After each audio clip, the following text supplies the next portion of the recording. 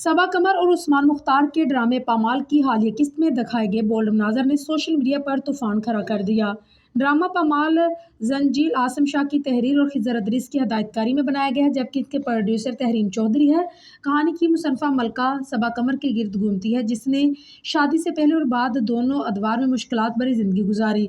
अब तक पामाल की 12 साथ नशर हो चुकी है। ताज़ा किस्त में रजा यानी कि उस्मान मुख्तार और मलका यानी कि सबा कमर के दरमियान अस्पताल में मुलाकात का मंजर दिखाया गया, जहाँ मलका अपने शोहर को देखकर जज्बाती अंदाज में उन्हें गले लगाती है। ये मंजर बगैर सेंसर किए नशर किया गया है, जिस पर नाजरीन की बड़ी तादाद ने सोशल मीडिया पर सख्त रद्द अमल दिया। एक सार्फ ने लिखा, कोई तो सबा कमर की शादी करवा दे। एक और सार्फ ने तनकीद की, डायरेक्टर को शर्म आनी चाहिए, पाकिस्तान ड्रामा है या भारतीय शो है।